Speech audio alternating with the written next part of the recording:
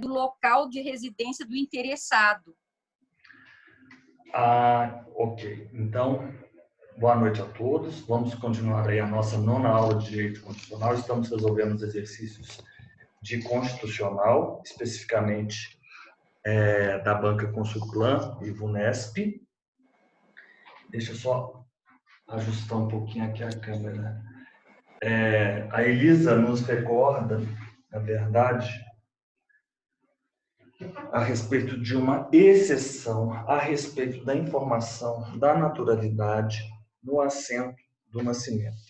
A naturalidade no assento do nascimento, ela vai ser indicada pela mãe ou então pelo declarante e será o local de parto, o local do parto ou o local de residência da mãe. Vamos imaginar que seja a mãe a declarante. Ela vai informar ou o local do parto no campo naturalidade, na verdade, em forma oficial do Registro Civil das Pessoas Naturais. A naturalidade é ou o local do parto, e essa eleição é feita pela mãe, ou declarante, ou então o local de residência da própria mãe.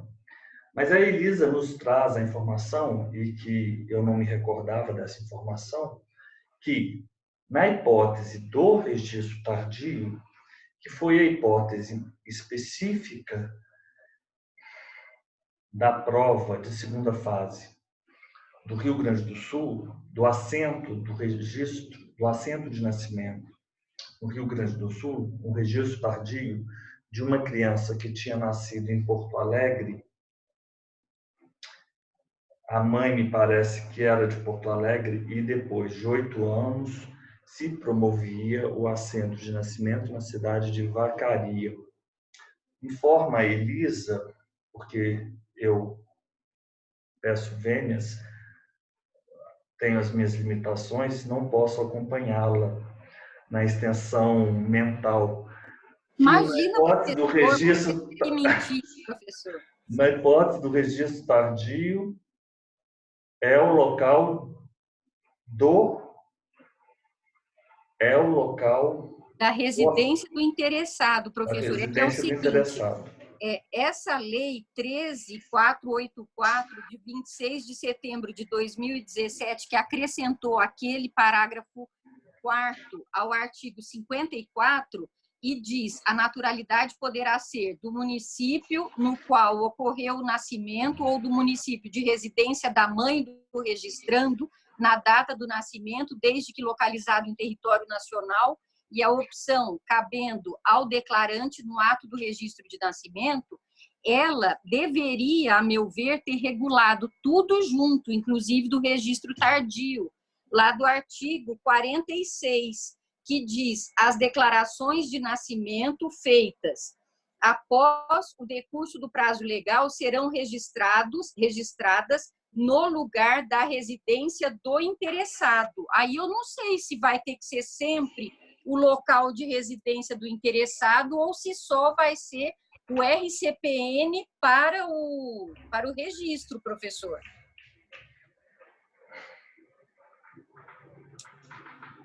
O que você acha, Fernando? Esse aí, Elisa, esse tardio é um provimento, não é isso? Que regulamenta ele.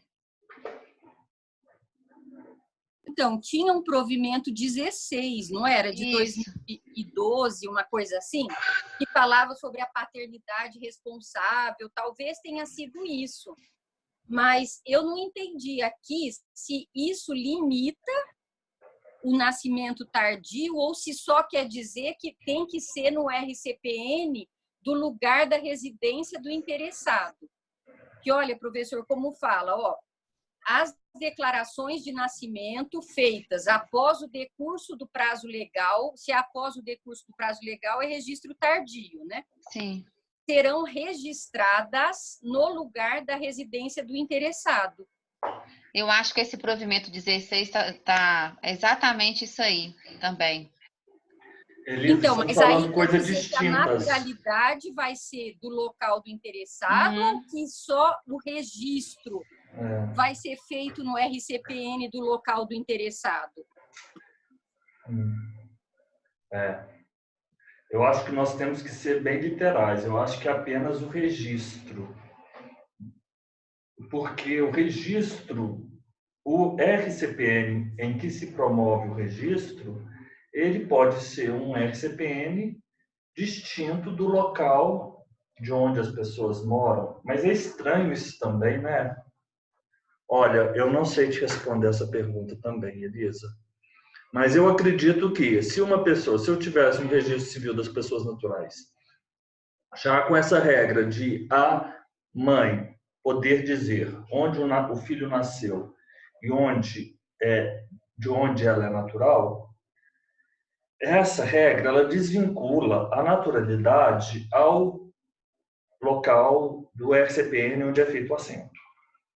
Partindo-se dessa premissa, que há essa Então, desvinculação... mas só desvincula, professor, se for o registro dentro do prazo. Mas aí, Elisa, isso que você está lendo não tem a ver com naturalidade, que é o que estamos a tratar. Ele está falando que o registro vai ser feito aonde? Ele não fala de naturalidade, ele fala que o registro, o assento de nascimento, será feito no ofício de onde a pessoa reside. Ele fala isso. Agora... Então, mas, professor, eu entendo, mas lá, por exemplo, no caput do artigo 50, todo nascimento que ocorrer no território nacional deverá ser dado a registro no lugar em que tiver ocorrido o parto, que é uma das hipóteses da naturalidade, não é? Ou no lugar da residência dos pais. Aí a naturalidade possibilita só no lugar da residência da mãe. Isso é verdade. Então, e qual foi a sua resposta no Rio Grande do Sul? Porque eu acho que essa foi a questão. Ele teria... eu me lembro disso. Eu assisti uma aula de um expert em RCPN, que agora eu não me recordo, e ele disse que o registro obrigatoriamente deveria indicar, embora tendo sido feito em Vacaria, Porto Alegre. Isso eu tenho certeza disso. Inclusive, eu tenho essa aula, o slide dele. Mas ele nasceu onde, professor? A criança nasceu em Porto Alegre, a mãe era de Porto Alegre, estava a promover o registro em Vacaria 8 anos depois. Então, porque Vacaria era o local de residência do interessado? Agora era. Sim, então tá certo. Então, eu acho que a minha tese aí está certa, porque é uma exceção ao negócio da naturalidade, que fala que o registro tardio será registrado no lugar da residência do interessado. Não, o registro tardio foi feito em Vacaria, isso a gente não tinha dúvida, porque ela morava em Vacaria. Mas é o local de residência do interessado. Mas a naturalidade foi indicada como Porto Alegre, e ela não poderia escolher Vacaria. A naturalidade obrigatoriamente teria que ter sido constado Porto Alegre, e aí o hospital que ela nasceu em Porto Alegre. Tinha declaração de nascido vivo? Não tinha. Não me lembro disso, dessa informação. Porque se não tiver, eu acho que a pessoa não pode declarar. Inclusive era o Hospital Menino Jesus em Porto Alegre. Mas eu acho que ela não tinha o DNV. Mas eu lembro dele ter falado, olha, aqui não caberia escolha, teria que indicar que a naturalidade era Porto Alegre. Eu lembro dele falando isso. Então, eu concordo, professor. Pode ser nesse caso aí, se tiver tido DNV ou porque ele indicou o hospital. Mas é que assim, eu como registradora do RCPN, chega uma pessoa 8 anos depois e fala, olha, eu nasci em Brasília. Eu não vou deixar a pessoa dizer isso, porque eu não sei se o parto tivesse sido feito em casa. Mas e a DNV? Não, se não tiver tido DNV, entendeu? Se não tiver. Não é estranho? É estranho. Elisa, eu vou pedir para vocês abrirem aí aquele informativo que eu lhes enviei e vamos falar então alguns conceitos, antes de nós voltarmos para os nossos exercícios, né? O conceito de nacionalidade, nós temos, então, como sendo um vínculo jurídico de uma pessoa ao Estado. Eu falei isso ontem. Então, nós temos que saber isso, né, na nossa prova oral. O que é a nacionalidade? Então, nós temos aqui é o vínculo jurídico-político que une uma pessoa a determinado Estado, do qual se originou, pelo qual foi adotado. Fazendo desse indivíduo, foi esse arquivo que eu lhes enviei hoje de manhã. Esse indivíduo como um componente do povo e sujeitando-o aos direitos e obrigações oriundos dessa relação. Então, é um vínculo jurídico-político, vínculo jurídico-político. E aí, esse vínculo jurídico, nacionalidade, vínculo jurídico de uma pessoa que liga, né? Pessoa ao Estado. Que liga a pessoa ao Estado, fazendo com que essa pessoa se transforme, se torne um componente do povo, né? Um componente do povo. E sujeitando-o aos direitos e obrigações advindos, oriundos dessa relação. Então, é um direito fundamental, a nacionalidade é um direito fundamental. Todo homem tem direito a uma nacionalidade, nos termos da Declaração Universal do Direito dos Homens, no seu artigo 15, e que ninguém será arbitrariamente privado de sua nacionalidade, nem do direito de mudar de nacionalidade. Nós temos ainda um outro conceito que é semelhante, porém distinto, que é a cidadania. O que tem a ser a cidadania? O nacional, cidadão, cidadania diz respeito à qualidade do cidadão, é a qualidade do cidadão. A cidadania é a qualidade, é o atributo atribuído, né, que ostentado pelo cidadão. E quem é o cidadão? O cidadão é aquele indivíduo que tem direitos políticos. Direitos políticos. Então, quando lhes perguntarem qual a diferença entre um e outro, vocês vão dizer que, enquanto a nacionalidade é um vínculo eminentemente jurídico, a cidadania é um vínculo eminentemente político. Correto? Então é isso. Cidadão é aquela pessoa que ostenta, que tem os direitos políticos. E direitos políticos nós podemos votar, ser votado. Vamos falar sobre isso. Né? Ação popular, ser o sujeito autorizado à ação popular, a ingressar, né, a apresentar, a propor a ação popular. Então, nós temos a nacionalidade, nós temos a cidadania, né? E aí nós temos um outro conceito que é o de nacional. Nacional é um indivíduo que faz parte do povo de um estado, indivíduo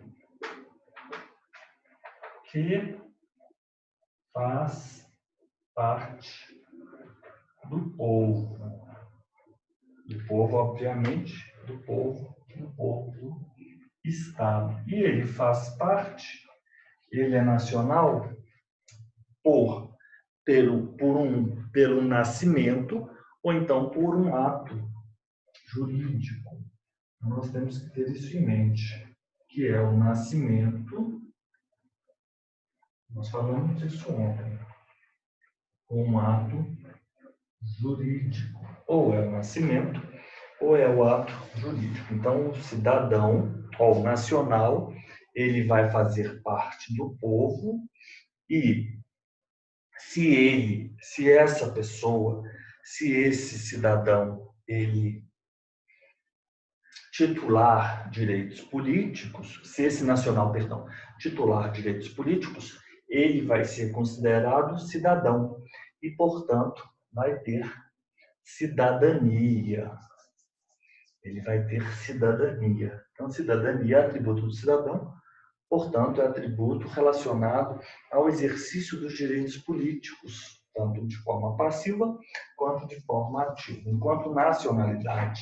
Então, se aqui nós temos um vínculo jurídico, eu vou colocar político, pequenininho aqui, aqui eu vou dizer que ele tem um vínculo jurídico, pequenininho, e político,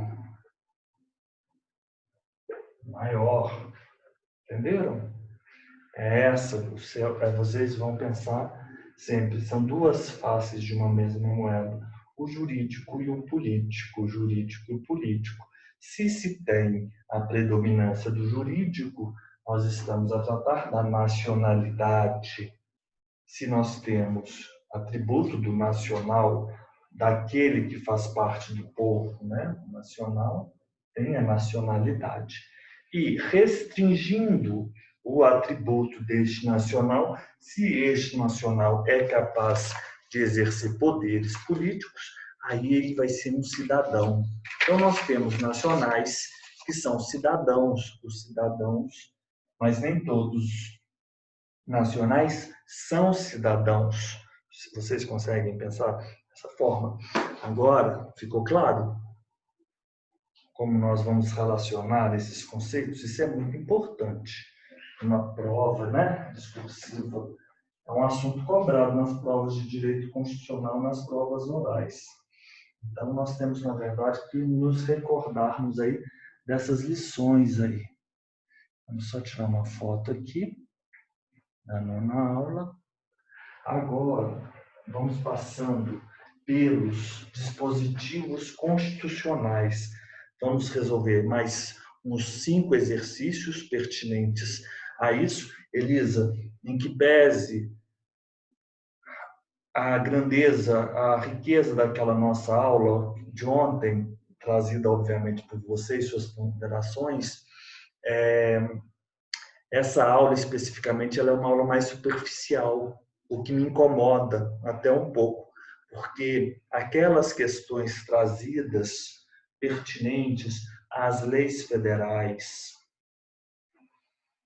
que tratará especificamente de atos que serão praticados pelos portugueses no Brasil, são disposições de mais complexidade, maior complexidade. Você concorda comigo? Concordo, professor. Não serão para a primeira fase. Então, na verdade, aqui o objeto, isso não é quem sou eu para passar um sermão em você, Elisa? Eu só aprendo com você. Mas o objeto da nossa aula aqui, ele é mais restrito, não é? Você vê ali que o Estatuto da Igualdade, nas nossas considerações constitucionais, ele se resume a um parágrafo. E sendo que nós temos toda aquela legislação, que é essa legislação aqui do Código de Normas. Eu prometo, Elisa, fazer uma aula ou uma tarde no sábado e que nós vamos dissecar todas essas considerações pertinentes a essas regras dos portugueses, né, aqui nos atos jurídicos promovidos aqui no Brasil, incluindo, inclusive, aquelas regras pertinentes aos imóveis situados em faixas de fronteira, aquelas regras para aquisição não só de portugueses para os estrangeiros, né? Então, nós temos imóveis rurais situados dentro da faixa de fronteiras, nós temos casos específicos dos cidadãos portugueses para a aquisição desse imóvel rural. Nós temos da comunicação de aquisição de imóvel rural por estrangeiro. Isso tudo que eu estou tratando dos imóveis rurais situados fora da faixa de fronteira. Isso tudo que eu estou tratando são da aquisição e do arrendamento de imóvel rural por estrangeiro.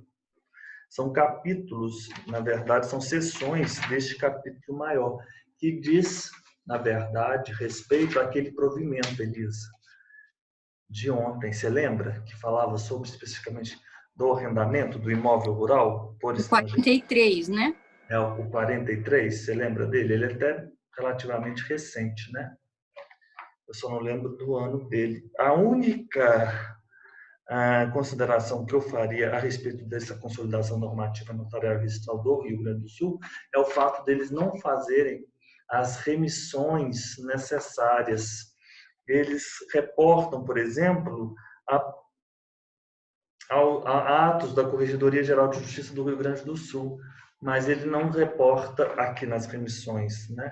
Ele não faz esse diálogo com os provimentos, né?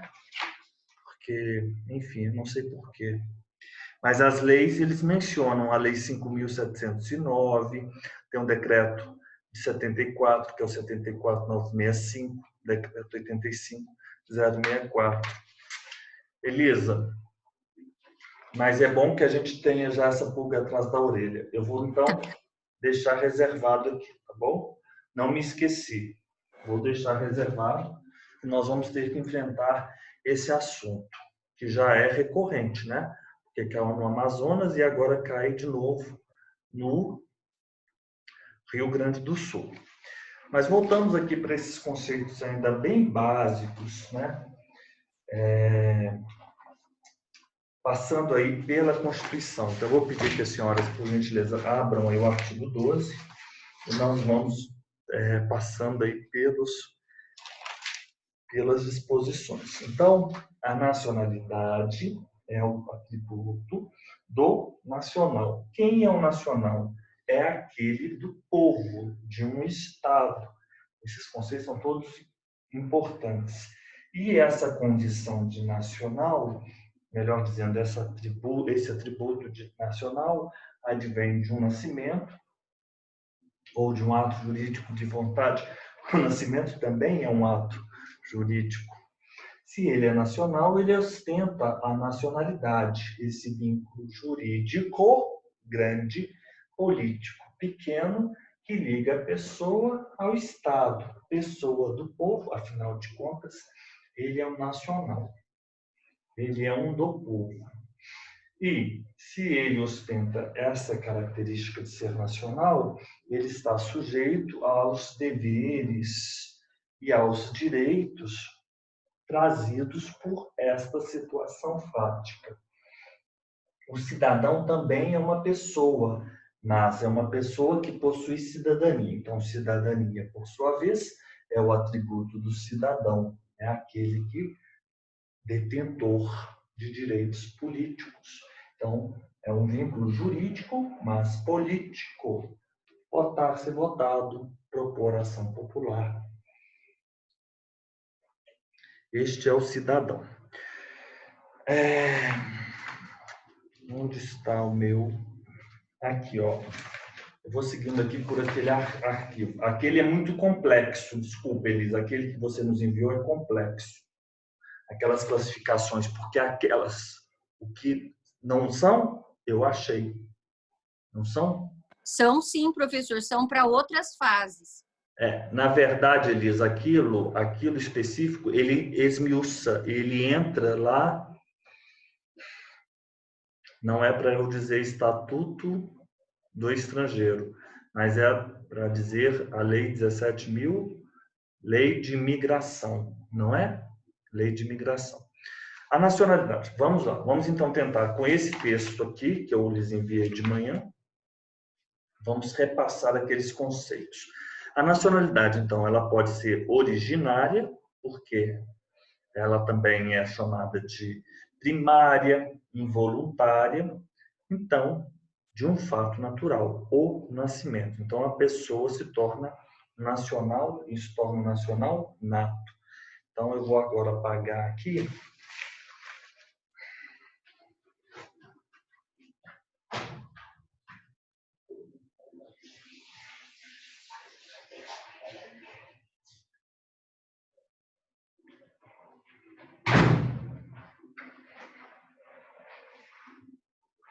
Já tirei a foto que eu vou desenviar.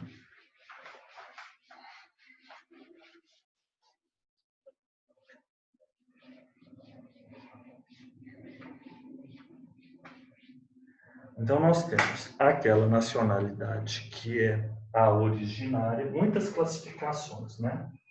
Nacionalidade que é a originária, esperar o código secar um pouquinho, e aquela nacionalidade que é a secundária. A secundária é a derivada, adquirida ou voluntária. A pessoa se torna um nacional naturalizado. Então, eu posso ser um nacional nato, como eu posso ser um nacional naturalizado. Assim, o problema não é que é o problema, mas essa questão é o seguinte: vocês observam que nós temos que dominar os pressupostos para nós compreendermos toda a teoria, né? Então, o que eu estou a lhes transmitir com este material são os pilares, né? Sobre os quais nós vamos construindo uma teoria. Então, nós vamos ter uma nacionalidade que pode ser originária,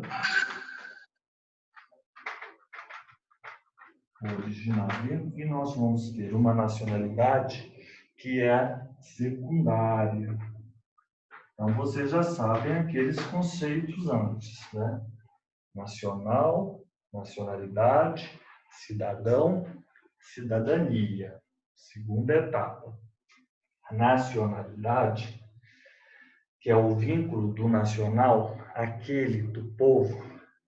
A nacionalidade pode ser originária ou pode ser secundária.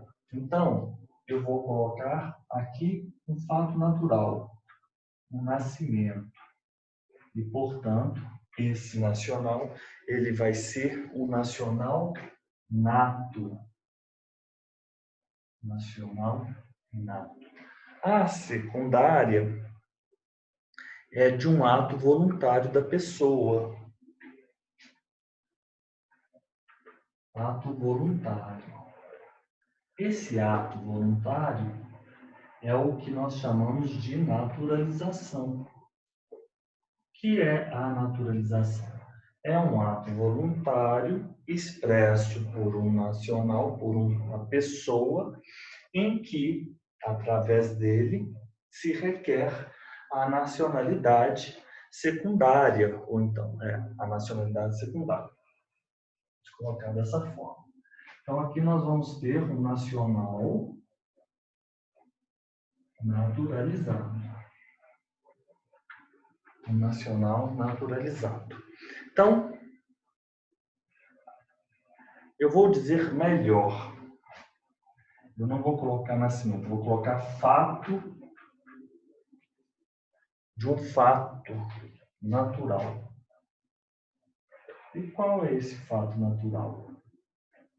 É o nascimento. E a secundária? Advém de um ato voluntário. Então, se de um lado eu vou ter um nacional nato, do outro eu vou ter um nacional naturalizado.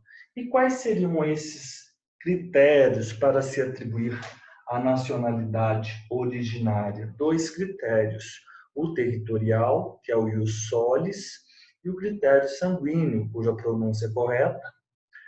Aprendi ontem com a professora Elisa, e os sanguinis, né? E os sanguíneos. Professor, mas o senhor não aprende nada comigo, eu que aprendo. Sua aula é maravilhosa. Obrigado, Elisa. E os solis. E os sanguíneos. Sanguíneos. É assim que falam? Os sanguíneos. E os sanguíneos. E os sanguíneos. Então é isso. O ius solis e os sanguíneos. A pessoa ius solis. Ela nasceu naquele território. Portanto, ela é nacional originária. Ela é nacional nato. Ela nascida ali. E os sanguíneos. Ela nasceu de um outro nacional. Ela terá a nacionalidade dos ascendentes. A secundária, por sua vez, o Brasil, né? Vamos ver aqui os critérios que vamos adotar, né? Deixa eu só me passar aqui. O ato voluntário, isso dá o nome de naturalização, e a pessoa se torna natural. Ok. Deixa eu só marcar aqui, para dividir isso aqui. Agora, eu vou pedir para vocês irem acompanhando aí, no artigo 12, nós temos os natos, e esses natos estão previstos no inciso 1. Então, são os nascidos no Brasil, desde que os pais, de todas as pessoas, exceto daqueles estrangeiros que estejam a serviço de seus pais, de seu país. Então, aqui no 12, 1A, é o ius solis. Nós temos o critério do ius solis. Essa é a regra geral, né? Essa é a regra geral. Qual é a regra geral no Brasil? O critério, então, é o ius solis. B. Os nascidos no estrangeiro, de pai ou mãe brasileira, desde que qualquer deles esteja a serviço. Esse aí é um outro critério, mas não é a regra geral. Esse critério aqui é ius sanguinis, mas um critério funcional, que chamamos a expressão a serviço do Brasil. E aqueles da linha C, nascidos no estrangeiro de pai ou mãe brasileira, desde que registrado em repartição brasileira competente, esse vai ser ius sanguinis mais o registro. E aqueles nascidos no estrangeiro de pai e mãe brasileiro, sem o registro, mas que optem a qualquer tempo, depois de atingida a maioridade, com a residência, desde que venha residir no Brasil, opte pela nacionalidade brasileira. Então, é o ius sanguinis, mais residência no Brasil, mais a opção confirmativa. Isso é o que eles chamam de nacionalidade potestativa. Nós ficamos em dúvida se essa opção após os 18 anos de residência aplicar-se-ia àqueles da primeira parte da linha C, aqueles que tinham sido registrados em repartição brasileira competente. Enfim, fica essa incógnita. Eu acho que sim. Naquele seu esquema, ele precisaria vir para o Brasil, residir e fazer a opção após os 18 anos. É sim, professor, é voluntária isso, a opção. E os efeitos são retroativos, eu acho que eu li isso. Aqui, ó, Elisa, o seu esquema, que está diferente desse meu esquema. É brasileiro que, embora nascido no exterior, tenha sido registrado em repartição brasileira competente e venha optar a qualquer tempo, depois da maioridade, pela nacionalidade brasileira.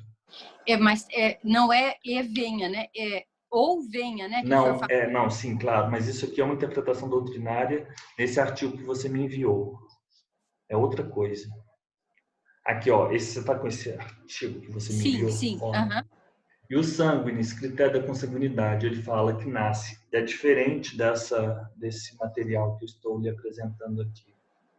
Porque aqui o material simplesmente fala que ele basta ser registrado em repartição brasileira competente. E aí ele teria já a cidadania brasileira. E aqui não. É como se ficasse suspenso, não, professor? Quando ele volta, se ele quisesse optar? Não, esse é o ponto. Eu fico com o que você me mandou, Elisa, com o seu artigo. Está escrito aqui, ó, no seu artigo. Critério da consanguinidade. Deixa eu ver se eu consigo colocar nessa parte. Ó. Não consigo ler, não. Aqui eu não sei porque a câmera não vai conseguir. Não vai dar, não, professor. Mas isso é o que a Elisa nos enviou. E depois, em brasileiro, que embora nasça no exterior, venha residir no Brasil e venha optar a qualquer tempo pela nacionalidade brasileira. Isso aqui está mais correto do que isso que eu estou apontando aqui. Mas tudo bem, é só uma questão. Nós vamos colocar o seguinte, ó, a pessoa que tenha sido registrada no Brasil, no exterior, na repartição competente, ela já adquire a nacionalidade brasileira? Aí vai depender da interpretação. Para alguns, sim. Para outros, é indispensável ela completar 18 anos, vir residir no Brasil e fazer a opção após os 18 anos. Ok? Vamos ficar dessa forma. O direito tem mais É mais dúvida E que... eu entendi, professor. Seria como se fosse o princípio da Cesine. Ela já teria adquirido, mas ela só vai regularizar? Pois é, não sei. É que eu acho que toda vez que eu penso em us sanguinis, professor, eu nunca penso em nacional do Brasil, sabe? É que eu fico pensando que eu tenho 2 sobrinhos italianos, então eles nasceram, pode nascer até na Lua. Aí tem que ser registrado no consulado italiano, aí eles são italianos. Mas eles são brasileiros natos. Sim, mas eles também são italianos natos. Ah, sim. Uhum. O que eu quero dizer é o seguinte, aquela pessoa que nasceu de pais brasileiros e tenha sido registrado no consulado brasileiro, por exemplo, ele já é brasileiro nato? Já é? Tudo bem, já é brasileiro nato. Então, aquele que não foi registrado, ele passou a residir, completou 18 anos e fez a opção, é brasileiro nato. Agora, esse que foi registrado, ele não precisaria passar, fazer uma outra opção? Acho que também não, né? Acho meio estranho. Eu acho que basta o registro. Acho que fica... eu ora penso uma coisa, ora penso outra. Eu não É sei porque eu dizer... acho, professor, que o consulado, ele já é o nosso RCPN, né? É, eu acho que esse aqui é melhor. É porque a forma como foi feito o parágrafo, ela é confusa mesmo. Então, vamos lá. Agora, os naturalizados. Nós vamos ter uma ordinária, que é a naturalização ordinária. Aí vão seguindo aí, por favor. A naturalização ordinária. Então, nós vamos ter, eu vou só marcar aqui, os brasileiros. Eles podem ser brasileiros natos, e aqui nós temos, então, o inciso 1, são os brasileiros natos, e temos, né, todas essas hipóteses, né, todos esses critérios. E os brasileiros naturalizados.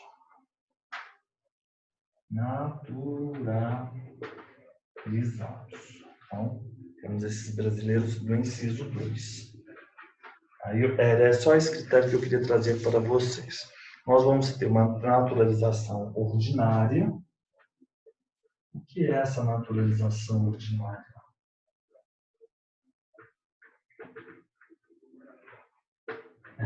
Nós chamamos de naturalização comum.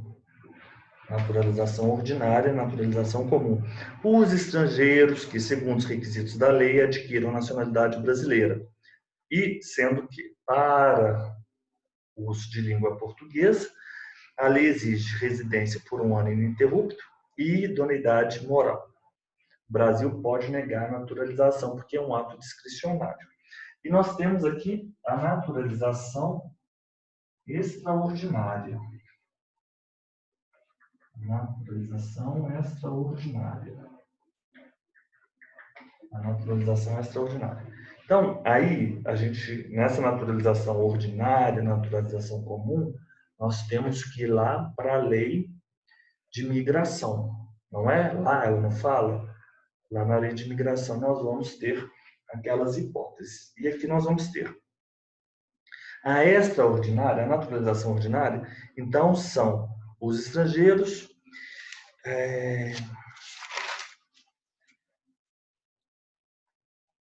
os que na forma adquirem a nacionalidade brasileira, a naturalização ordinária é o 2A. É isso que eu quero que vocês tenham em mente, é o 2A. Artigo 12, inciso 2A. Os estrangeiros que adquiram a nacionalidade brasileira e, para aqueles originários dos países de língua portuguesa, residência mais 1 ano ininterrupto e idoneidade moral. E agora, e qual que é a extraordinária? Essa classificação, ela é importante, viu? 2, mas ela é simples também, é a 2B, é o inciso 2B. O que é? Estrangeiros de qualquer nacionalidade residentes no Brasil. Então, vamos colocar aqui, estrangeiros residentes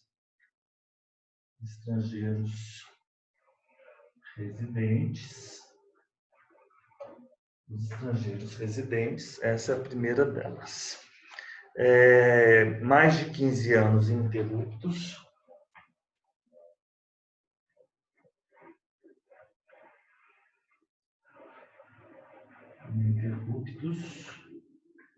E ainda sem condenação penal e requerimento.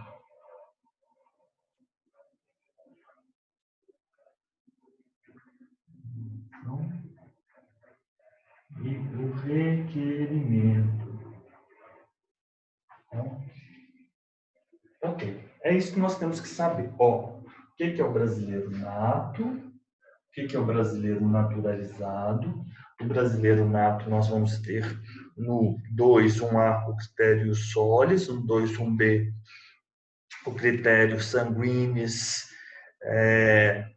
e funcional, o 2.1c a primeira parte e o sanguíneos mais registro, e o 12.1c segunda parte, o sanguíneos, residência e opção confirmativa. São esses 4 critérios. Agora, nós temos aqui as outras considerações, né? O que é um polipátrida? É um indivíduo que possui mais de uma nacionalidade. Polipátrida. O que é a pátrida? Terceiro, comunicar-se em língua portuguesa. E depois, quarto, não possuir condenação penal ou estar reabilitado nos termos da lei. Então, eu acho que esse artigo 65, ele acrescenta algumas exigências àquele que abrange esses que na forma da lei. Será que seria isso? Essas exigências? Elisa, é o seguinte, eu vou fazer só um breve adendo. Essa classificação aqui, ela não está muito de acordo com o Estatuto com a Lei de Imigração. Você está entendendo? Gerou dúvida, né? Não, professor, eu entendi, mas eu estou achando que essa lei ela trouxe alguns requisitos extras. É isso que eu estou preocupada. Então, peraí, vamos só compartilhar aqui, só um minutinho, por favor. Vamos fazer isso.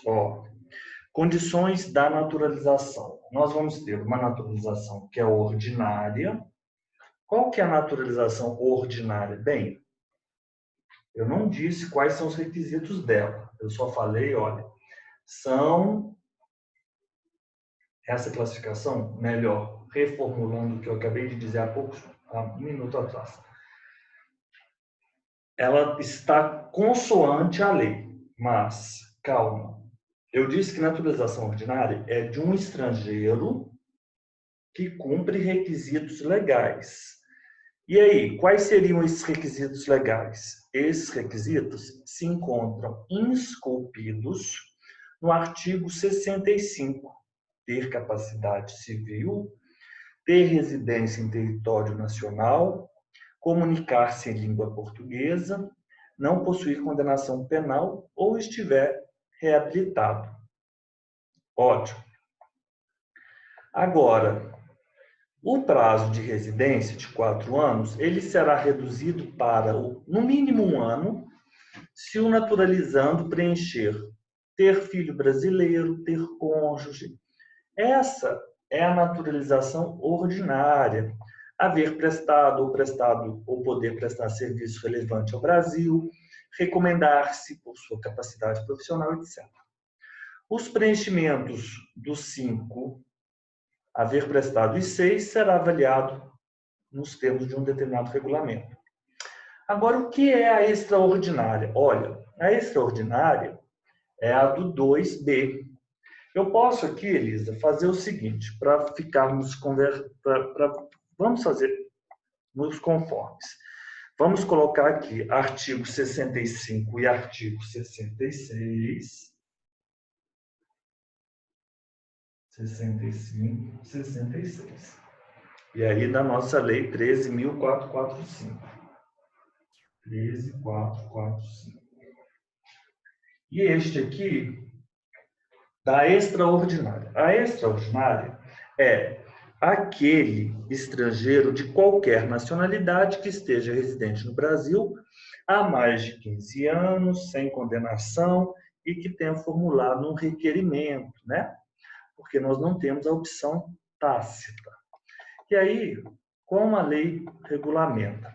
A naturalização extraordinária será concedida a qualquer pessoa de nacionalidade qualquer nacionalidade, há mais de 15 anos, ininterruptos e sem condenação penal, desde que requeira a nacionalidade. Então, esse aqui é o 67 da nossa lei 13.445. Agora, o que é a naturalização especial? Não estou falando disso aqui. É um outro compartimento. Ela vai ser concedida ao estrangeiro. Naturalização especial, vamos colocar aqui, por que não? Especial, ela está prevista no artigo 68.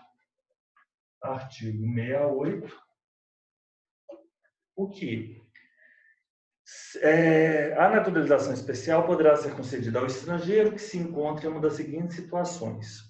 Ele é cônjuge há mais de 5 anos, de integrante do Serviço Exterior Brasileiro em atividade ou de pessoa a serviço do Estado brasileiro no exterior, seja ou tenha sido empregado em missão diplomática ou em repartição consular do Brasil por mais de 10 anos ininterruptos. E aí, são requisitos para a concessão dessa naturalização, 69. Então, nós temos aqui as pessoas e os requisitos da especial. E a naturalização provisória, nós temos o artigo 70. A provisória, o artigo 70. Artigo 70, a provisória do artigo 70. A naturalização provisória poderá ser concedida ao migrante, criança ou adolescente que tenha fixado residência em território nacional antes de completar 10 anos de idade e deverá ser requerida por intermédio de seu representante legal. Então, agora, você observa que nós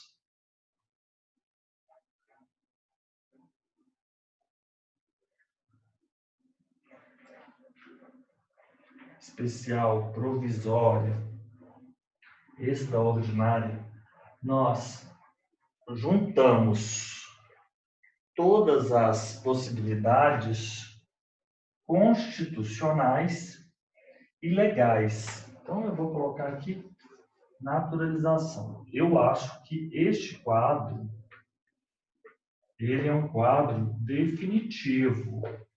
Esse quadro nós temos obrigatoriamente que saber identificar. Agora, volta a tela, professor, você vou acabou. voltar. Deixe-me ver aqui. Agora só vou fazer mais uma outra coisa. Vou voltar aqui para a tela.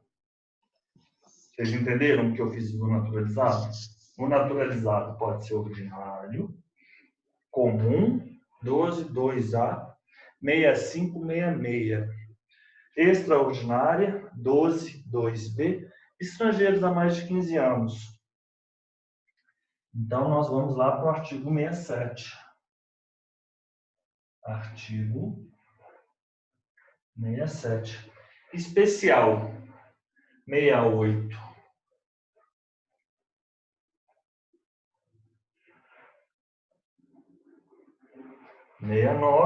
Provisória, artigo 70. Eu vou fazer aqui os natos.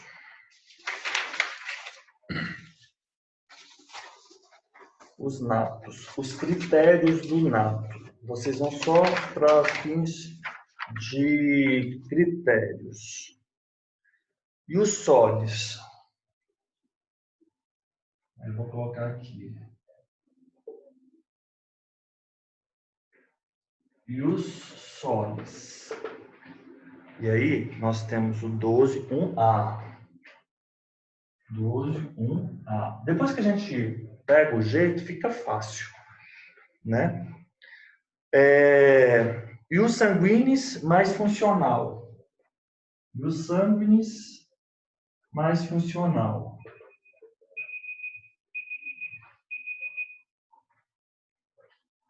mais funcional. É 12.1b.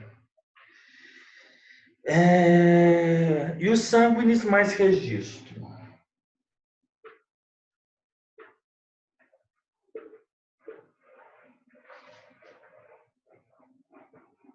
O que é o ius sanguinis mais registro? 12.1c, primeira parte. 12.1c, primeira parte. E os sanguinis mais residência, mais opção confirmativa. E os sanguinis mais residência, mais opção. É 12.1c, segunda parte. Ó, é isso que a gente precisa saber. Eu acho que esse quadro ficou bom.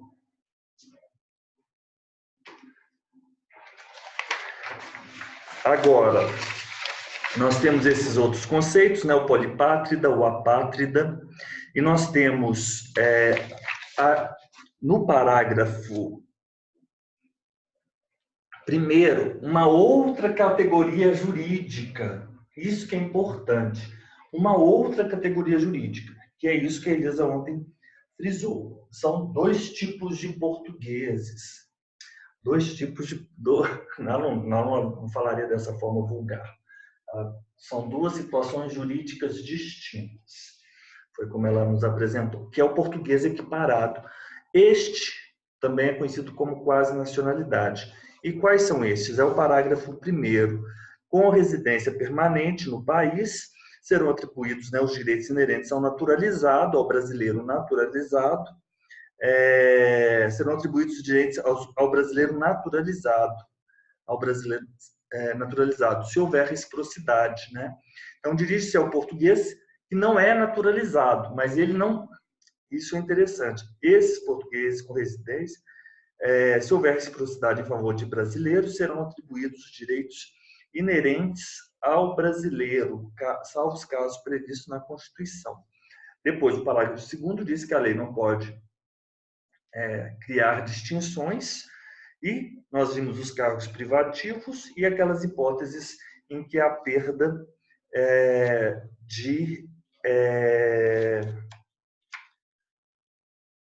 da nacionalidade, a perda da nacionalidade foi cancelada a naturalização, adquiriu outra nacionalidade, salvo naquelas hipóteses, reconhecimento ou imposição como condição para permanência ou exercício de direitos civis, e ainda o que nós temos que tratar nesse conteúdo da extradição. Só pode ser o naturalizado, crime comum antes da naturalização, ou tráfico de entorpecentes a qualquer tempo.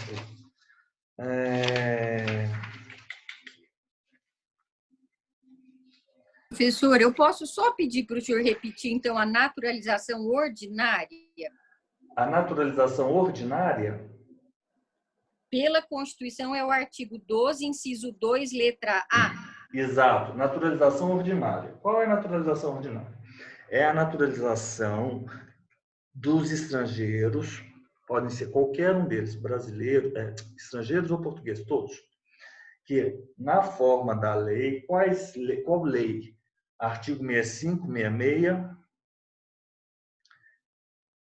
Lei 13.445, Lei de Imigração. Na forma da lei. Essa naturalização ordinária. Adquiram, os que, na forma da lei, adquiram a nacionalidade brasileira exigida aos originários dos países de língua portuguesa, apenas residência por um ano ininterrupto e idoneidade moral. Naturalização ordinária. Naturalização extraordinária. É a do inciso 12, do artigo 12, 2b. Essa daí eu achei fácil. Professor, só a ordinária é que, assim, os critérios, não do português, das demais nacionalidades, aí a gente tem que ir lá para a lei da migração. Exato.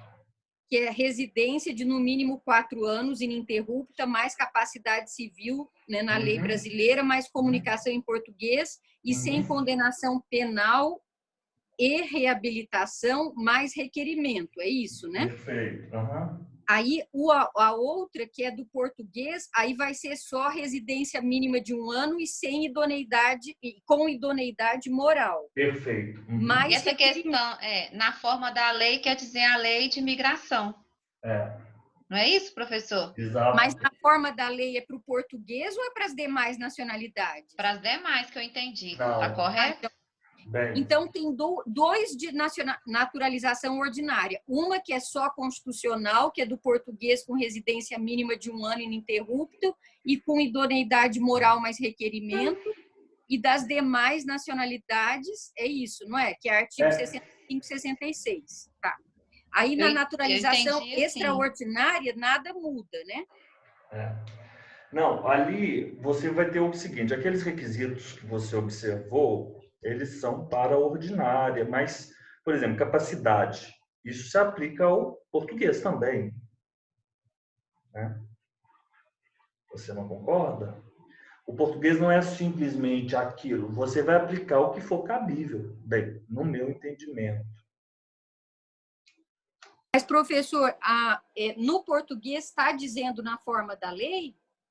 Ah, tá bom. Não, eu acho que aí a sua interpretação é adequada. É verdade, é porque na forma da lei, exigidas aos originários de língua portuguesa apenas... Ok, ponto. Correto, perfeito. É isso mesmo, Elisa. É isso mesmo, a sua análise é correta. Então, temos duas comuns ordinárias, uma constitucional português e uma outra para os outros estrangeiros. Não português, né? Para os países de língua portuguesa, né? Tudo bem? Ótimo. Então, vamos lá para os nossos exercícios. Professor, caiu a sua aí? Caiu, acho que foi. Ah, tá. Porque os eles ficamos conversando. Tá. Mas eu entendi agora. Acho que todo mundo tá tudo certinho, Estamos né? claros, nós estamos conversados, né? Tá transparente mesmo. Ó, vamos aí para a questão 10, por favor. A 9, vamos resolver a 9, Elisa. Vamos resolver aqui os exercícios. 9. Com relação à nacionalidade, é correto afirmar que, para a Constituição de 88, os estrangeiros originários de países de língua portuguesa que queiram naturalizar-se brasileiros deverão cumprir os requisitos de residência por 1 ano ininterrupto e de idoneidade moral. Perfeito. Correto. Correto. Letra A é a resposta. Mas vamos passar por os outros para nós vermos aí o que pode estar errado, só para nós treinarmos um pouco. Os estrangeiros de qualquer nacionalidade, residentes no Brasil, há pelo menos 10 anos, não, 15 anos, vimos isso. Letra C. Será declarada a perda da nacionalidade do brasileiro que tiver a sua naturalização cancelada por sentença judicial em virtude de condenação por crimes comuns. Esse aqui, essa C, será declarada a perda tiver sua declarada a perda da nacionalidade? Não. Por quê? Nesse caso, por sentença judicial, em virtude de atividade nociva ao interesse nacional. Parágrafo 4º, inciso 1. Parágrafo 4º, inciso 1. E na esteira, vamos dizer dessa maneira,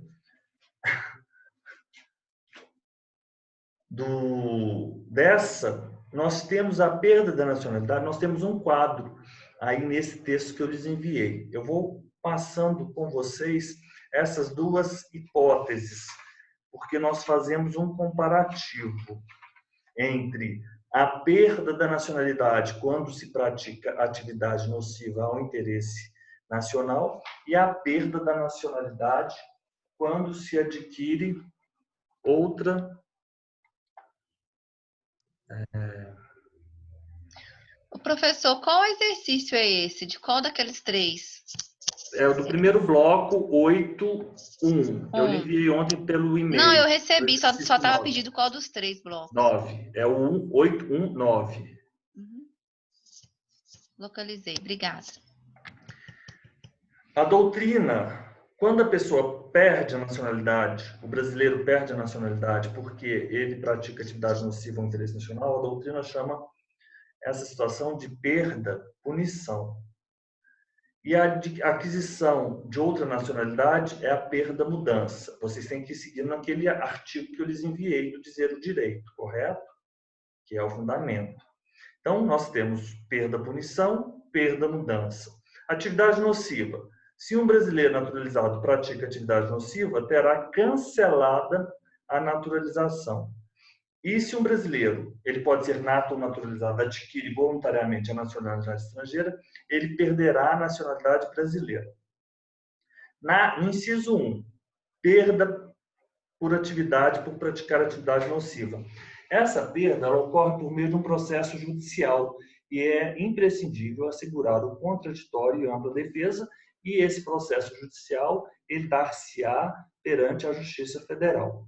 Já a aquisição de outra nacionalidade implica em perda, mas por meio de um processo administrativo, assegurado sempre também o contraditório e ampla defesa, mas perante o Ministério da Justiça.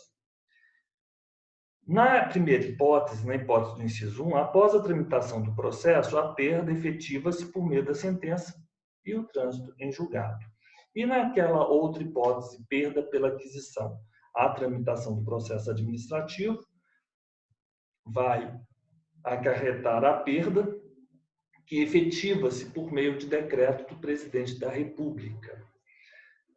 Em ambos casos, tanto na primeira hipótese, os efeitos da sentença, quanto os efeitos do decreto, serão ex nunc. Serão ex nunc, em ambos casos.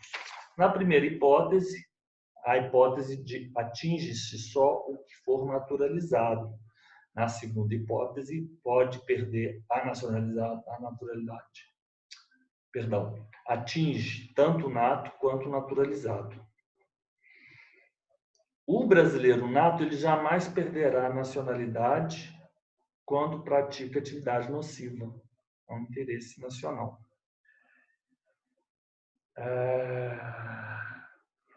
Perdeu-se a nacionalidade por praticar ato nocivo. Como se adquire? A aquisição, a reaquisição pode ocorrer com uma ação mediante, a rescisão da sentença transitada em julgado por meio de uma ação rescisória. E na hipótese do decreto do presidente da República, a reaquisição é possível por meio de pedido dirigido ao presidente da República, sendo o processo instruído no Ministério da Justiça, e também a reaquisição é por decreto. Então é isso que nós tínhamos que comparar essas duas situações. Letra D. Então, será declarada a perda da nacionalidade do brasileiro que tiver sua naturalização cancelada por sentença judicial em virtude de condenação criminal por crimes comuns? Não. Em virtude de atividade nociva ao interesse nacional. E a outra hipótese é porque ele fez porque é a perda-mudança, A perda-mudança. Letra D. É permitida a distinção entre brasileiros natos e naturalizados mediante lei complementar? Falso. Já vimos isso, salvo nos casos previstos na Constituição, que são permitidas distinções. E letra E, é permitida, em regra, a extradição do brasileiro nato, o nato por crime comum jamais, o nato nunca é extraditado. No exterior, desde que exista cláusula de reciprocidade, não. Aí nós temos lá o inciso, Elisa, que nós vimos ontem, o brasileiro naturalizado, é o 51, nenhum brasileiro nato será extraditado, salvo naturalizado, em caso de crime comum, antes da naturalização, ou de comprovado envolvimento de tráfico ilícito de drogas afins a qualquer tempo, antes ou depois. O 10. Ptolomeu da Silva, atualmente com 32 anos de idade, nacionalidade francesa, tenha vindo morar no Brasil e, após cumprir os requisitos previstos na Constituição, logrou êxito em sua naturalização. Nessa hipótese, caso Ptolomeu decida se candidatar ao cargo de senador do Estado, é correto afirmar que ele poderia ser candidato. Qual é a idade mínima? Nós temos aqui no parágrafo 3º, inciso 6º, do artigo 14, que para senador a idade mínima é 35. Ele não pode assumir o cargo pois ainda que a Constituição permita a assunção por brasileiros naturalizados, ele não possui a idade mínima de 35 anos exigida pela Constituição. É letra B. Letra B. 11. Em relação aos direitos de nacionalidade, assinale a alternativa incorreta. A disciplina sobre imigração e imigração, entrada, extradição e expulsão de estrangeiro é de competência legislativa privativa da União, é para marcar incorreto. Isso é verdade. Artigo 22, inciso 5º. 15. Inciso 15. Estamos juntos, Elisa? Em relação aos direitos de nacionalidade, 22.15. Não é isso? B. Não impede a extradição a possibilidade de aplicação das penas de morte e de prisão perpétua, ainda que proibidas pela ordem constitucional brasileira. Impede sim. Impede sim. Impede sim. Teve um caso que me parece que ele deu origem a um filme, que é um filme ótimo. Eu achei esse filme muito bom. Esse filme se chama Alpha Dog. É um filme norte-americano. Você assistiu esse filme, Elisa? Você gosta de filmes, Elisa? Você sabe desse filme? Professor, mas eu moro no sertão. Aqui não tem essas coisas. Aqui só tem aqueles blockbusters americanos. Não, mas esse filme é americano. Por incrível que pareça, é um filme até bom. Mas olha só, vou contar a história desse filme para você. Eram alguns jovens, adolescentes americanos, eram uns 3, e um deles vendia maconha na Califórnia. Eles tinham um padrão de vida altíssimo, alto, né? E houve uma dívida por causa de maconha para o fornecedor. Aquela pessoa que comprou maconha, ela tinha um irmão, e certo dia o irmão desse rapaz que devia para o traficante, que eram todos ali criados no mesmo bairro, aqueles bairros lindos ali de Los Angeles. Isso se passou ali. Ele estava, o irmão, que era um adolescente de 12, 13 anos, ele estava passeando assim na rua, aí os traficantes passaram com uma van e resolveram pregar uma peça. E aí eles resolveram colocar essa criança, esse jovem, dentro do furgão, sequestrá-lo para pressionar o usuário, que era o irmão mais velho desse adolescente, jovem de 12, 13, 14 anos, a pagar a dívida. Só que o que acontece? Essa pessoa, quando eles colocaram no furgão, o menino de 14 anos achou que aquilo fosse uma brincadeira. E eles também passaram um final de semana como se fosse uma brincadeira. Eles foram para a festa, levaram o menino, e o menino assim ficou super amigo deles, dos traficantes. Esse filme é bem cruel. Só que, e aí eles usaram assim, ó, estamos sequestrando o seu irmão, você tem que pagar a sua dívida de droga. Só que o rapaz, o adolescente que estava lá, fez amigo com as meninas que estavam na casa, e ele beijou uma menina, ele estava vivendo assim, a vida dele, aquela coisa de adolescente que está na festa dos mais velhos, ele estava achando ótimo, e todo mundo ficou super amigo dele.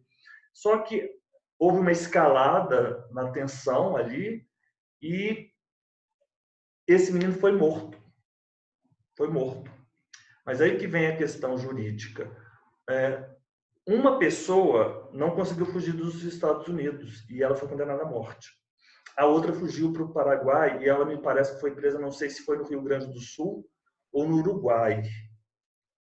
E ela também tinha sofrido essa condenação de pena de morte na Califórnia, só que na extradição ela só poderia ser extraditada se ela cumprisse o máximo da pena de 30 anos lá no Brasil, pelo acordo de extradição.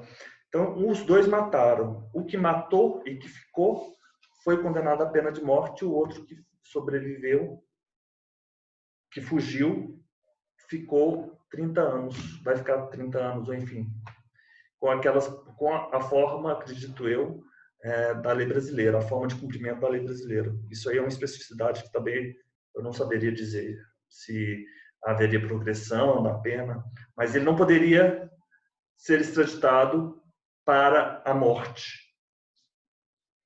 Então, não é interessante? É um caso real. Professora, eu também não sei nada de penal. Para mim, eu achava que nessa última modificação penal, a pena maior não é mais de 30 anos. É Eu de acho que 40? aumentaram, não é 40, Fernanda? Nossa, eu tô por fora, hein? Mas Não, na época... eu não posso falar nada porque eu não estou sabendo. Fernanda, o que você leu aí? Não, eu só sei isso que eu estava no fórum, o advogado estava falando. Aí eu falei assim, nossa, 40 anos, sem nada de penal, não. Não, mas nessa época era 30 anos. É, mas é 40 anos agora. É a única coisa que eu Então, sei do pacote anticrime. por isso acontece esse caso. Esse 11B tem a ver com esse filme Alphadoc. É um filme ótimo, vale muito a pena assistir. Mas hoje, Elisa, não é desculpa morar no sertão, não, porque eu também moro aqui no sertão das Minas Gerais, eu tenho acesso a tudo. Vejo Amazon Video, Amazon Prime, Netflix, Que todos. é isso, Amazon Price? Que é Amazon isso? Prime é ótimo, é um vídeo da Amazon. É um da Amazon, quer ver? Eu tenho todos.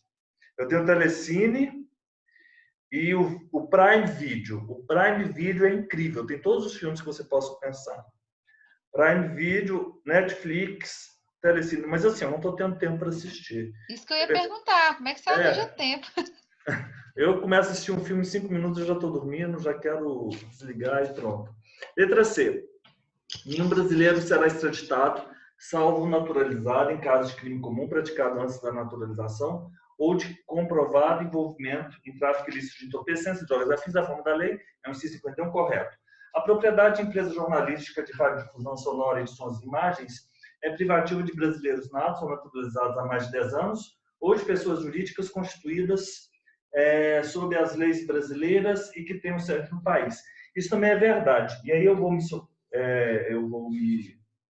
apoiar aqui no artigo...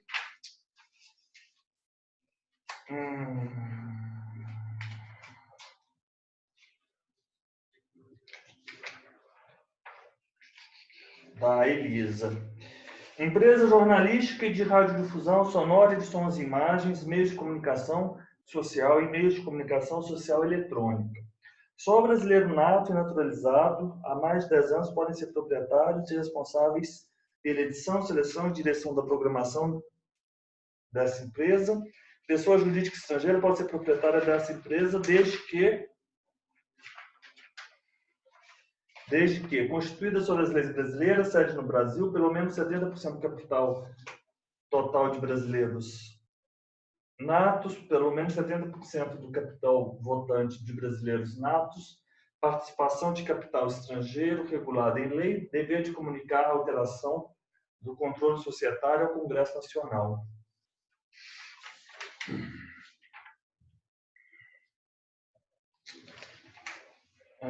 É uma pena, essa fundamentação está na Constituição, mas eu não vou saber indicar agora o dispositivo. Você está com ela aí, Elisa? Professor, mas será que está na Constituição? Eu não sei se está. Tá, sim. Deixa eu buscar aqui. Espera aí. Deixa eu ir lá na Constituição da República.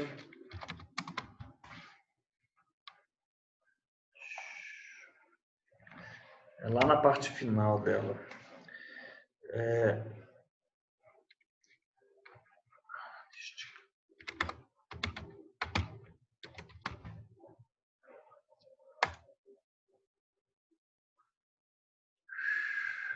Artigo 222, Elisa. Esse é o artigo 222. A propriedade da empresa jornalística de radiodifusão sonora e de sons e imagens é privativa de brasileiros natos ou naturalizados há mais de 10 anos, ou de pessoas jurídicas constituídas sob as leis brasileiras e que tenham sede no país. É o caput, né, professor? E os parágrafos, Elisa? E os parágrafos, tá.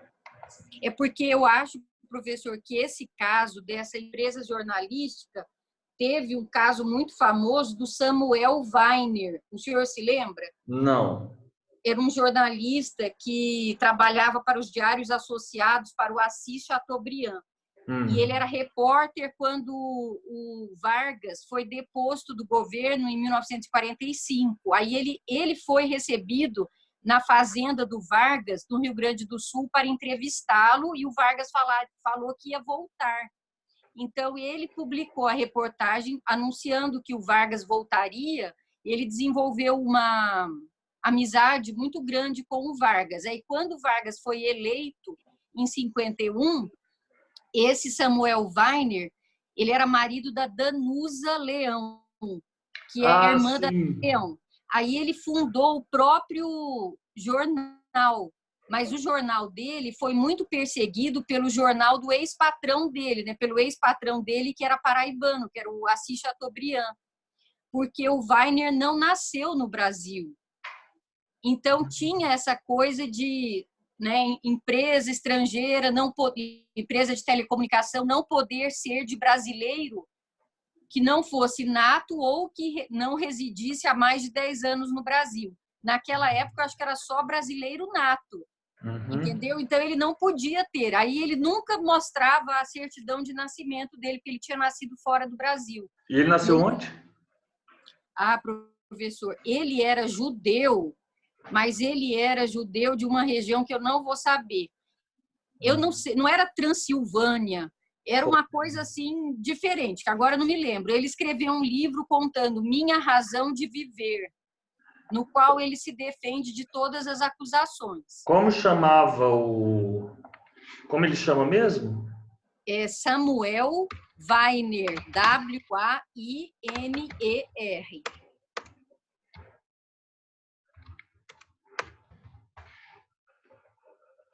Ele é russo.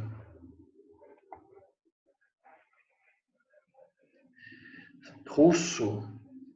Ele nasceu, ainda não era Rússia, né? Ele nasceu... Eu lembro, eu já vi foto dele com a Danusa Leão. E ele já era, assim, bem velho, né? Quando ele casou com ela. Porque eu sou fã da Nara Leão. E teve uma época que eu só estava escutando a Nara Leão e ficava ouvindo a biografia da Nara Leão. E aí, enfim, a Nara Leão, inclusive, foi trabalhar com ele, né? A Nara Leão começou a trabalhar, fez um estágio. Como repórter, com o Samuel Weiner, que era o cunhado dele. Então, nas fotos que a gente vê, porque ele é de 1910, engraçado, ele parecia ser bem mais velho, né? Isso aí na década de 70, ele já tinha aí seus 60 anos, né? Mas ele nasceu na Bessarábia, no Império Russo. Não é Transilvânia. Transilvânia é o Drácula, é Bessarábia. Não tem nada a ver uma coisa com a outra. Esse território se divide entre a Moldávia e a Ucrânia. Enfim, é um lugar muito específico, Bessarábia. A Bessarábia, deixa eu aumentar aqui, vamos ver se vocês conseguem observar onde é a Bessarábia. Espera aí. Esses países aqui, ó, ao norte a Ucrânia, tem o Mar Negro e fica aqui próximo da Romênia. Ele é bem desse lugar, bem distante. Enfim, veio parar no Brasil. Elisa. Mas então você acredita que essa disposição tem origem aí nessa amizade do Weiner e do Professor, eu não sei a Constituição de 46, mas eu sei que naquela época, pela Constituição, ele não poderia ser dono de uma empresa de comunicação. Tá. De qualquer forma, então, vamos só repassando aqui as disposições da Constituição com os parágrafos, antes de nós fazermos o nosso intervalo. Deixa eu compartilhar aqui com vocês. Artigo 222, isso é importante, hein? Isso cai muito aqui nas provas de constitucional, essa parte final. Da comunicação social, 222. A propriedade, então, ela é privativa de natos ou naturalizados há mais de 10 anos, ou então dessas pessoas jurídicas. Em qualquer caso, pelo menos 70% do capital total e do capital votante das empresas jornalísticas e dessas outras deverá pertencer a brasileiros natos ou naturalizados há mais de 10 anos, que exercerão obrigatoriamente a gestão das atividades e estabelecerão o conteúdo da programação. A responsabilidade editorial e as atividades de seleção e direção da programação veiculada são privativas de natos ou naturalizados há mais de 10 anos. Os meios de comunicação, independentemente da tecnologia utilizada para a prestação, deverão observar os princípios enumerados no artigo 221 que também garantirá prioridade de profissionais brasileiros na execução de produções nacionais. Enfim. Então, vamos fazer o nosso intervalo de 10 minutos e nós voltamos aí com a nossa segunda parte da nossa aula, que ainda vamos falar sobre os direitos políticos hoje, tá bom? Até daqui a pouco, 10 minutos. Vamos então continuar com o nosso...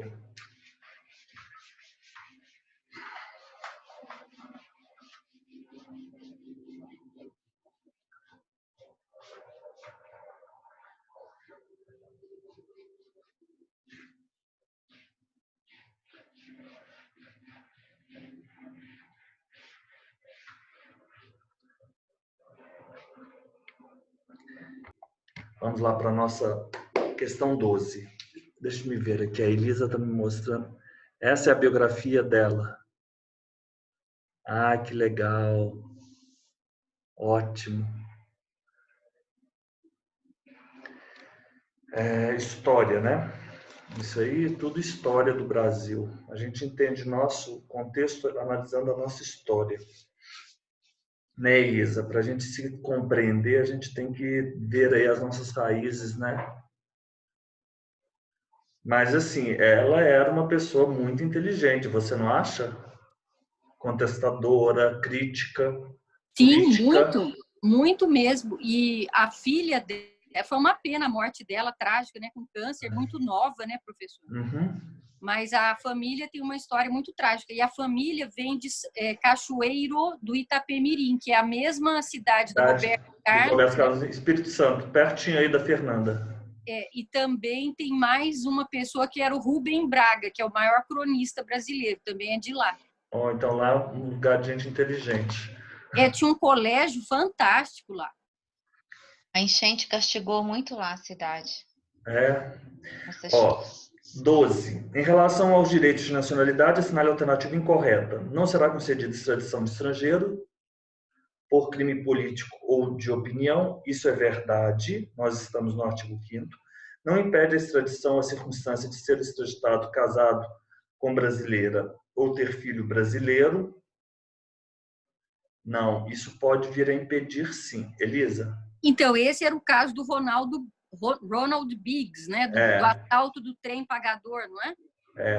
Vamos ler. O brasileiro naturalizado poderá ser extraditado em caso de crime comum praticado antes da naturalização ou, na forma da lei, de comprovado envolvimento de tráfico ilícito, entorpecente e drogas afins.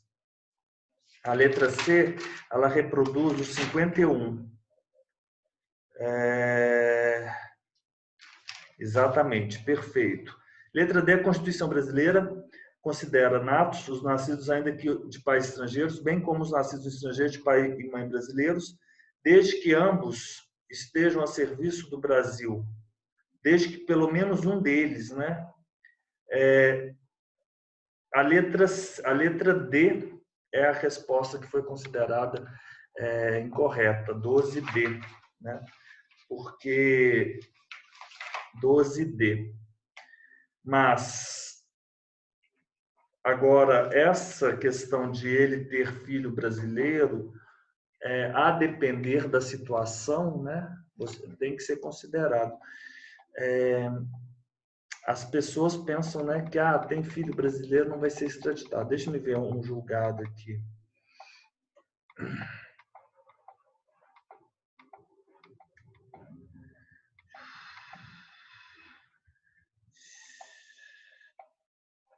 Essa questão... Espera aí. Enfim, vamos adiante. Depois nós buscamos um julgado que provavelmente... Deixa eu só... Disciplinas...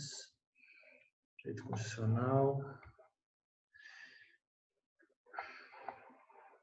Professor, é que eu acho que na Constituição anterior podia ser assim, que foi o caso daquele Ronald Biggs, que ele era inglês, era criminoso, e ele não foi extraditado porque ele era pai do Mike, do Balão Mágico. Só que com a mudança da Constituição, não mais é verdade que o estrangeiro que tiver filho brasileiro não possa ser extraditado. Tanto é que aquele Cesare Battisti, italiano, tinha filho brasileiro, morava em São José do Rio Preto, que é a minha cidade, mas mesmo assim foi extraditado. O artigo 52 não será concedida extradição. É a súmula 421 do STF, Elisa.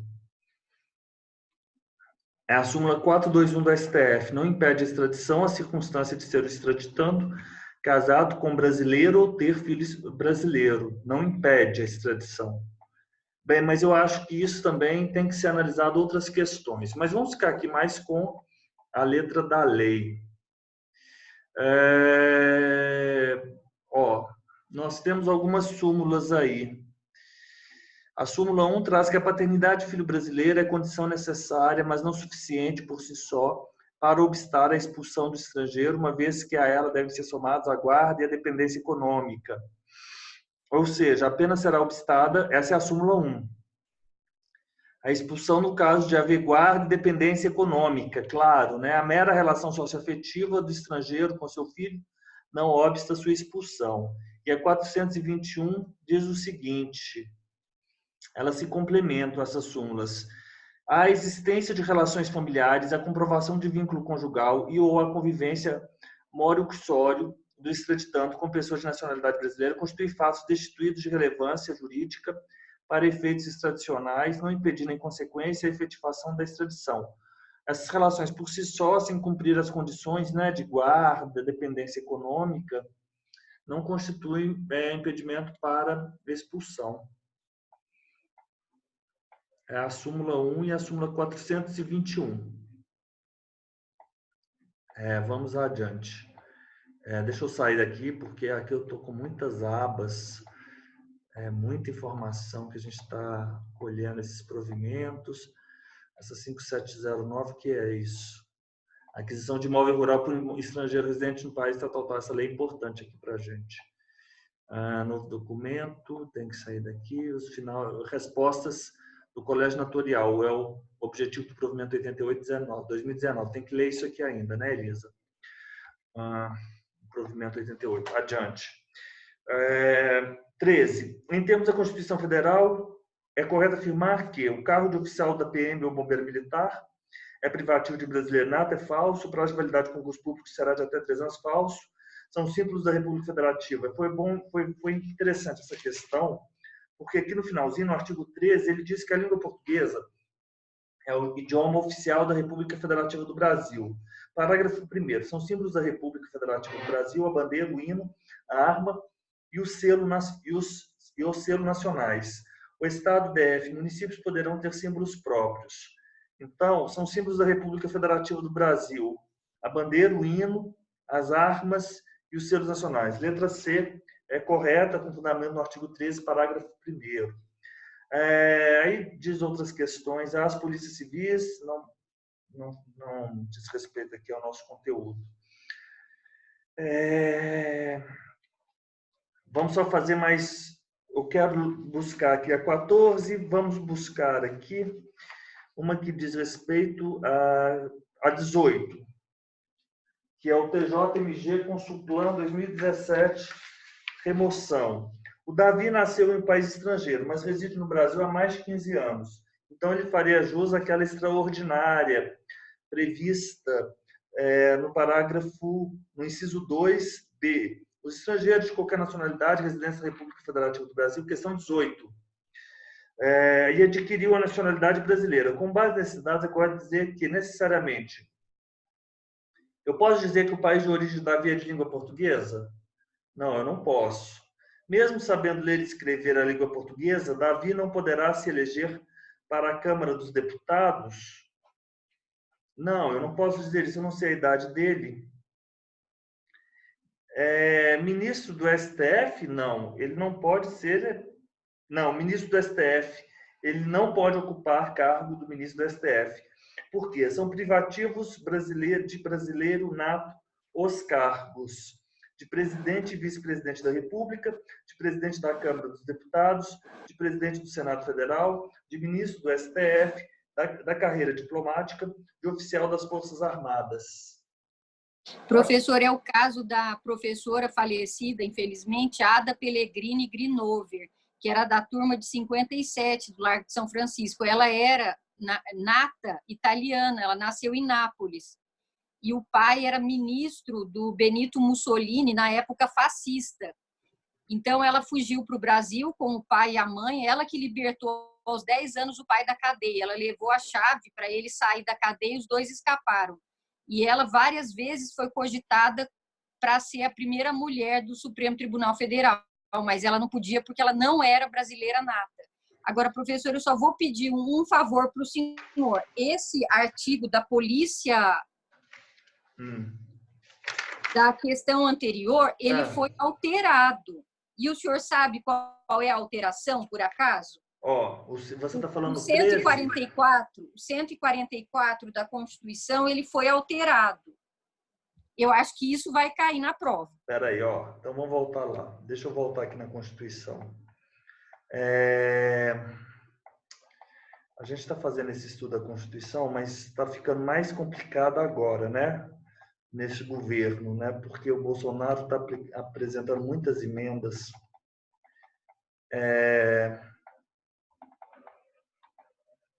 Vamos lá, 2014. Pacote anticrime. A segurança pública, 144. Dever do Estado, direito e responsabilidade de todos é exercida. Peraí, deixa eu só marcar aqui. Deixa eu compartilhar com vocês, que vocês vão acompanhando aqui. Vamos ver aí o que nós temos aqui no 144. A segurança pública, que é dever do Estado, direito e responsabilidade de todos, é exercida para a preservação da ordem pública e da incolumidade das pessoas e do patrimônio, através dos seguintes órgãos: Polícia Federal, Polícia Rodoviária Federal, Polícia Ferroviária, Polícia Civis, Polícia Militares, Polícias Penais Federal, Estadual e Distrital. Ok. A Polícia Federal... Então, é essa mudança, professor. As polícias civis, vamos lá. Vamos ver se alterou mesmo. A Polícia Federal, instituída por lei como órgão permanente, organizado e mantido pela União, estruturado em carreira, destina-se a 1, 2, 3, não mudou nada. A Polícia Rodoviária Federal, parágrafo 4º. As polícias civis, dirigidas por delegados de polícia de carreira, incumbem, ressalvadas a competência da União, as funções de polícia judiciária e apuração de infrações penais, exceto as militares. Não mudou nada, continuou. As polícias militares cabem à polícia ostensiva e à preservação da ordem pública, aos corpos de bombeiros militares, além das atribuições definidas em lei, incumbe a execução de atividades de defesa civil. As polícias penais, vinculadas ao órgão administrador do sistema penal e da unidade federativa que pertençam, cabe a segurança dos estabelecimentos penais. Parágrafo 5º. Novidade. Elisa, sabe o que a gente vai fazer depois? A gente vai fazer o seguinte, a gente vai fazer uma leitura. Então, assim, no sábado, vocês já têm um compromisso comigo. Vocês vão organizar a vida de vocês aí para que não tenha programação nenhuma. Porque nós vamos fazer aqui uma leitura dessas novas alterações de 2019. Vamos pegar a nossa Constituição e vamos aí marcá-las todas, né? As polícias penais vinculadas ao órgão administrador do sistema penal da unidade federativa a que pertencem, cabe a segurança dos estabelecimentos penais. Isso com certeza vai cair. As polícias militares e os corpos de bombeiros militares, forças auxiliares e reserva do Exército, subordinam-se juntamente com as polícias civis e as polícias penais estaduais e distrital. Isso mudou. A PM, forças auxiliares e reserva do Exército, subordinam-se juntamente com as polícias civis e polícias penais estaduais e distrital aos governadores dos estados, do DF e dos territórios. Parágrafo 7º manteve. Parágrafo 8º, a mesma coisa. Parágrafo 10 foi introduzido. A segurança viária exercida para a preservação da ordem pública e da incolumidade das pessoas e do seu patrimônio nas vias públicas compreende 1 e 2. Eu vou te falar uma coisa. Vou parar aqui só a gravação no seguinte. Vamos fazer o seguinte. Muito bem colocado, Elisa. Muito obrigado. Mas não é bem isso 2018. Aí temos 14 Essas questões são fáceis. Vamos ver se tem mais alguma aqui.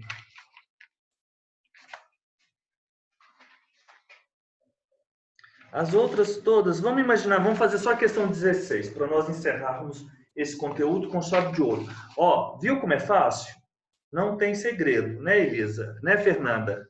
É fácil, né? Parece, a gente fica com medo. Vamos só a 16. Imagine que Marieta, ela é uma brasileira nata, e o Roger é americano, nato, estejam residindo atualmente nos Estados Unidos, período em que ocorre o nascimento de Lucas, filho deles. Nessa situação, nos termos da disposição da Constituição acerca da nacionalidade, é correto afirmar: caso Marieta esteja nos Estados Unidos a serviço da República Federativa, o seu filho será considerado como brasileiro nato? Será. Essa é a resposta. Ainda que Lucas 16 é a resposta letra A, já marco de uma vez, mas vamos ver as outras. Vocês lembram lá? 1, 2, 3, 4, eram os 4 critérios. Ainda que Lucas seja registrado perante o consulado brasileiro, não será considerado como brasileiro nato. Não, falso, será sim brasileiro nato. Já que não. E aí será que ele os sanguíneos mais registro. Se lembram disso? Que eu coloquei aqui? Ok, voltamos aqui na nossa tabela. C. Para ser considerado brasileiro naturalizado, Lucas deverá passar a residir no Brasil por pelo menos um ano ininterrupto. Não, não é isso. Se ele for filho, ele pode residir acima de 18 anos e fazer a opção. É aquela quarta hipótese, né? Quarta hipótese. E ele é nato, ele é nato.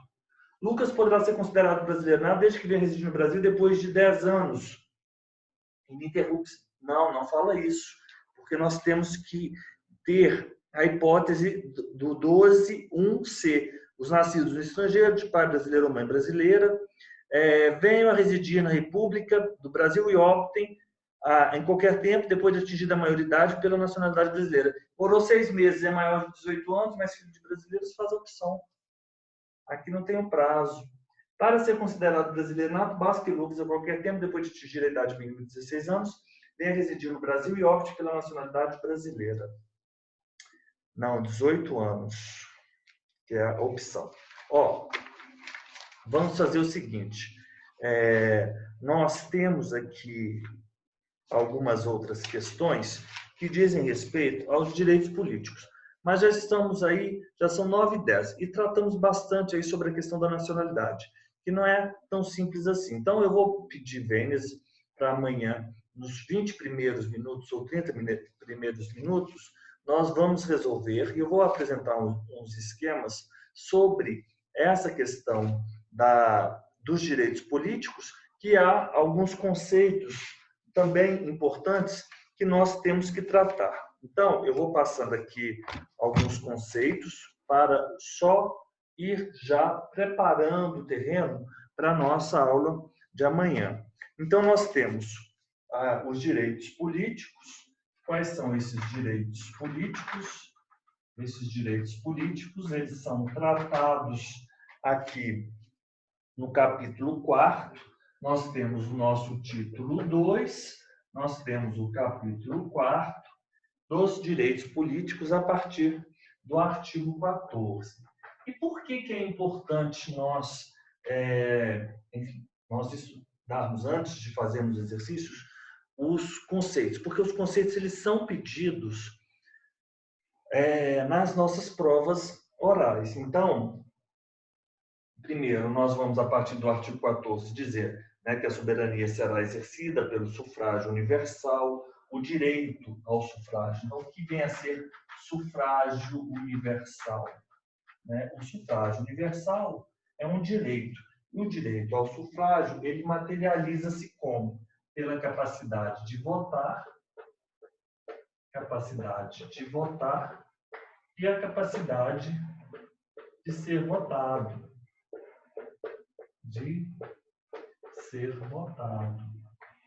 Então, nós temos o sufrágio universal. O que é isso? O direito ao sufrágio. Essa capacidade de votar ela tem um nome. Vamos chamar ela de capacidade eleitoral ativa. E a capacidade de ser votado, ela tem um nome. Ela vai chamar a capacidade eleitoral passiva, o CEP. Então, a capacidade de votar, capacidade eleitoral ativa, é o direito de votar e o direito de alistar-se como eleitor. Votar e alistar-se como eleitor. Alistar como eleitor. E aí nós temos um sinônimo para essa expressão. Alistar como eleitor, alistabilidade. Alistabilidade. Esses conceitos todos eles se interligam. E a capacidade de ser votado, capacidade eleitoral passiva, é o direito de ser votado. Ele se identifica com o direito de ser votado. E o direito de ser votado não é a alistabilidade, diz respeito à elegibilidade, né? Elegibilidade. Então, vamos já fazendo aí os nossos, vamos repetir isso amanhã. Então, nós vamos ter o sufrágio universal, que consiste em votar, eu voto. Se eu voto, eu tenho que me alistar como eleitor. E se eu tenho que me alistar, eu tenho que promover ou praticar ou ter, ou enfim, eu tenho que estar alistado. Portanto, há que se falar em alistabilidade. Por outro lado, eu quero agora que as pessoas votem em mim. Então, deve-se atender os pressupostos para que eu seja eleito.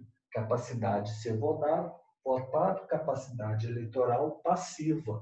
Direito de ser votado, elegibilidade. Então, são duas faces de uma mesma moeda, a alistabilidade e a elegibilidade.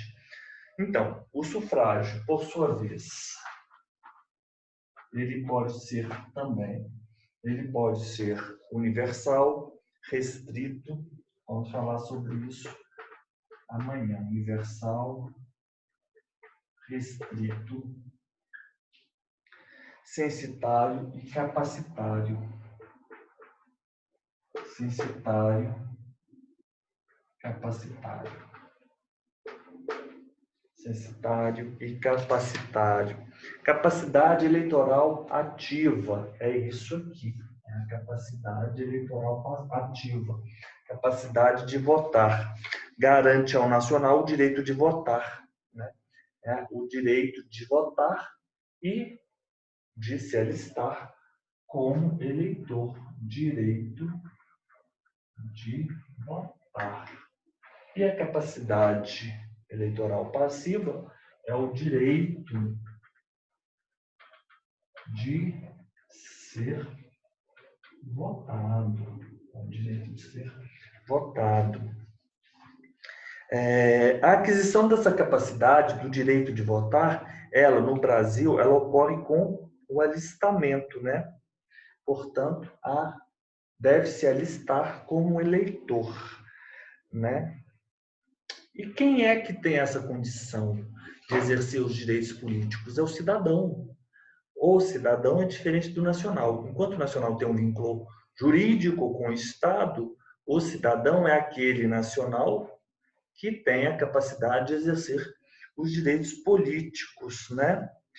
E a capacidade eleitoral passiva, por sua vez, ela diz respeito ao direito de ser votado, de ser eleito, portanto, diz respeito à elegibilidade. E um dos pressupostos para que a pessoa seja eleita, qual é? É que ela possa votar, é a alistabilidade. E aí, se vocês forem ver aqui na nossa, no artigo 14, nós vamos ter que a soberania será exercida pelo sufrágio universal e pelo voto direto e secreto, nos termos da lei, mediante plebiscito, referendo e iniciativa. O alistamento eleitoral, eles são obrigatórios ou pode ser facultativo. Não podem se alistar como eleitores os estrangeiros durante o período militar obrigatórios os conscritos e são condições de elegibilidade. Uma delas, o alistamento, que haja a alistabilidade, que a pessoa, para ser eleita, ela tem que ter capacidade para votar, né? Alistabilidade, o alistamento eleitoral e mais alguns outros, né? Então, nós vamos encerrar essa aula com essa pequena introdução e amanhã nós voltamos a fazer os exercícios. Aí eu vou pedir a gentileza que, se vocês resolvam, estudem aquele conteúdo aquelas duas telas e leiam tanto esse artigo que eu lhes enviei como esse artigo da Elisa, que é um artigo muito profundo, com as considerações da lei de migração, a partir do artigo 60, e façam aqui os exercícios, refaçam os exercícios também do bloco 2 e do bloco 3, porque amanhã nós vamos terminar esses blocos, correto? Então, vou abrir agora para que vocês se manifestem. Elisa, você gostaria de dizer alguma coisa? Não, professor, eu achei excelente, porque a gente passou por aquilo que realmente está caindo, né? A gente só tem que se preocupar com a lei da migração, com aquele caso da naturalização ordinária. Eu acho que o resto... da lei. A gente dá na forma da lei, o resto está excelente. Ótimo, perfeito. Bom trazer esse conteúdo e ficamos aí para um momento outro, tratarmos aí das questões específicas, nessas leis específicas trazidas nos códigos estaduais, sobre o português e o equiparado, né? Ou naturalizado ou equiparado. Fernanda?